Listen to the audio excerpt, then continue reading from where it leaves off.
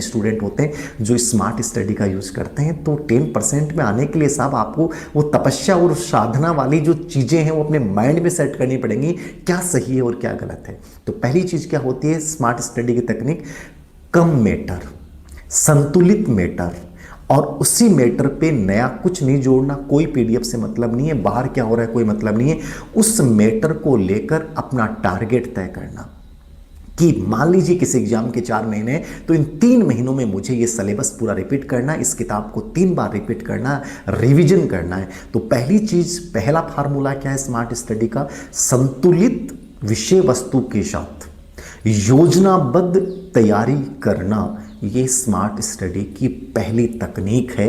यदि सफल होना चाहते हैं तो आपको फॉलो करना पड़ेगा। दूसरी चीज, जब भी आप कोई किताब को पढ़ रहे हैं अपने शॉर्ट में हस्तलिखित नोट्स बनाएं, चाहे कितना भी समय कम क्यों नहीं हो, शॉर्ट में बना लें। ये नहीं कि 300 पेज की किताब है तो 300 पेज लिखने हैं, आप मात्र 50 से 60 पेज के शॉर्ट नोट्स तैयार कर लें कि यहाँ से एग्जाम पैटर्न के अकॉर्डिंग ये चीज़ें इंपॉर्टेंट हैं। और एग्जाम का जब 2 या 4 या 5 दिन जब समय बचता है तो उनको उन चीज़ों को रिपीट करना है, याद रखना।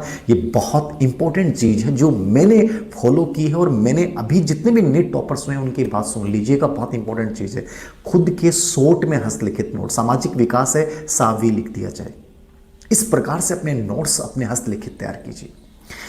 तीसरी चीज, पूर्व एग्जाम के अभ्यास प्रश्न पत्रों का रिपीटेशन। स्मार्ट स्टडी ये कहती है कि आप मॉक टेस्ट पेपर भी दें एग्जाम से पहले जब तैयारी पूरी हो गई, लेकिन तैयारी जब तक पूरी नहीं हुई तो हर टॉपिक वाइज आप अभ्यास प्रश्न पत्र और पूर्व एग्जाम्स के क्वेश्चंस पेपर को सोल्व आउट करें, जिनसे आपको टॉपिक के साथ ये समझ बनेगी कि कैसे प्रश्न आते हैं और क्या आते हैं। ये बहुत महत्वपूर्ण चीज है। तो अभ्यास प्रश्न पत्रों का अभ्यास करना, पूर्व एग्जाम्स के क्वेश्चन पेपर का अभ्यास करना, ये तीसरी स्मार्ट स्टडी के अंतर्गत शामिल है। चौथा, जिंदगी में कभी भी विषय वस्तु को लें, किताब को लें, टुकड़ों में विभाजित करके पढ़ें। कि जैसे आज का टाइम टेबल बना लिया, शेड्यूल के अकॉर्डिंग स्टडी बहुत महत्वपूर्ण है कि आज मुझे बाल विकास पढ़ना है तो बाल विकास में मुझे ग्रोथ एंड डेवलपमेंट पढ़ना है, शिशुअवस्था, बाल्यावस्था और किशोरावस्था पढ़नी है। टुकड़ों में विभाजित करके टारगेट तय करें।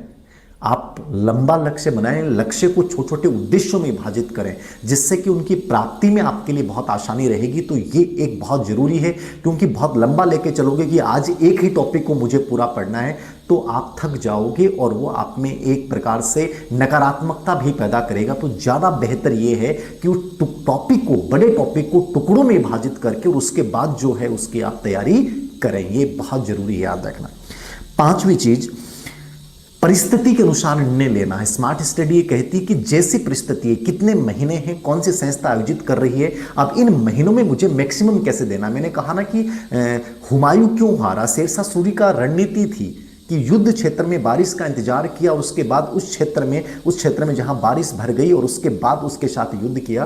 तो आपको भी परिस्थिति के अनुसार निर्णय लेना है कि मैं जब एग्जाम हॉल में जाऊं तो मुझे कितने क्वेश्चन पेपर सोल्व आउट करने, कितने इस क्वेश्चन पेपर में से आंसर मुझे करने चाहिए, पेपर का लेवल क्या है, वहां जाके तय करना है कि ये ज्यादा बेहतर रहेगी स्थिति मेरे अकॉर्डिंग। तो परिस्थिति के अनुसार निर्णय लेना मतलब पहले से डिसाइड नहीं करके जाएं कि मुझे इतना करना है, इतना पेपर सोल्व आउट करना है। आप याद रखिए कि कंप्लीट कभी कुछ भी याद नहीं होता है। आप पेपर में 70% पे पहुंच जाएंगे तो सिलेक्शन की दौड़ में हैं, ठीक है।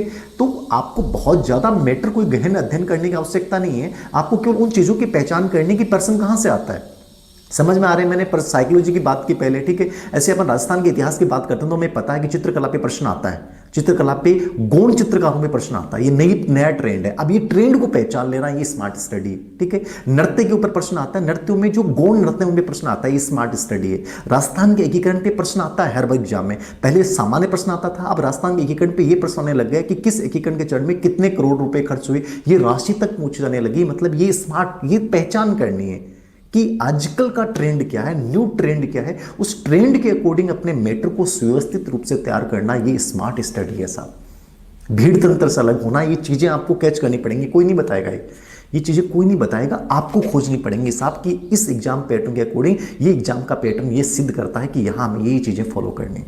तो ये चीजें आपको करनी है। लगे रहिए, तुम लोग जीत जाओगे और हारने तो मैं दूंगा ही नहीं, चाहे कैसे भी हालात हो, कैसी परिस्थितियां हो। कोशिश करूंगा कि डेली मैं आपसे रूबरू के साथ, ऊर्जा के साथ